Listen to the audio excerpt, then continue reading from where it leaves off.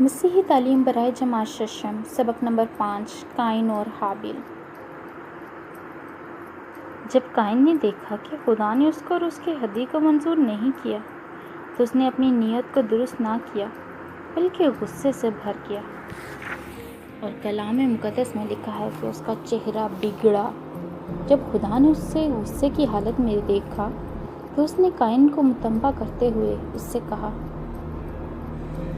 تو کیوں غصے ہوا اور تیرا چہرہ کیوں بگڑا ہوا ہے؟ خدا نے قائن کے سامنے فیصلہ رکھا کہ اگر تو بھلا کرے گا تو کیا تو بھلا نہ پائے گا، اور اگر تو بدی کرے تو کیا گناہ تیرے دروازے پر موجود نہ ہوگا، بلکہ اس کے جذبات تیرے تابع ہوں گے اور تو اس پر غالب ہوگا۔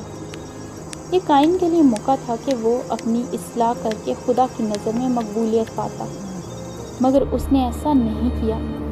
قائن نے خدا کی بات کی پرواہ نہ کی، اس کا غصہ ٹھنڈا نہ ہوا، وہ حسد کی آگ میں جلتا رہا۔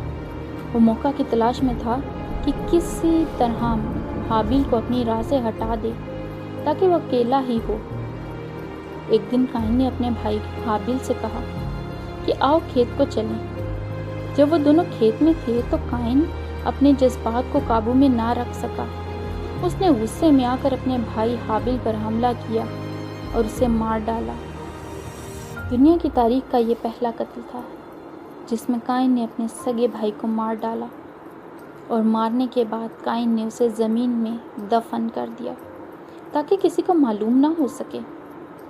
خداوند جو دلوں کے راز جانتا ہے، اگرچہ وہ جانتا تھا کہ قائن نے کیا کیا ہے، خدا ایسا کر کے اسے اپنے گناہ کا اقرار کرنے، اس پر پشیمان ہونے اور توبہ کرنے کا موقع فراہم کر رہا تھا۔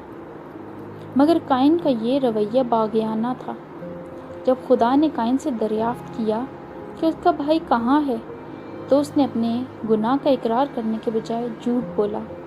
وہ مسلسل انکاری ہوتا رہا اور کہا، میں نہیں جانتا، اور الٹا کہنے لگا کہ کیا میں اپنے بھائی کا نگہبان ہوں؟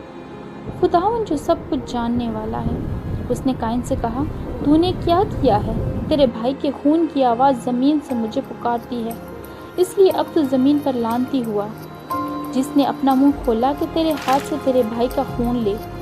جب تو زمین کی کھیتی کرے گا تو وہ تجھے اپنا پھل نہ دے گی، اور تو روئے زمین پر فراری اور آوارہ ہوگا۔ قائن خداوند کے حضور سے چلا گیا اور عدن کے مشرق کی طرف نوت کی سرزمین میں جا بسا۔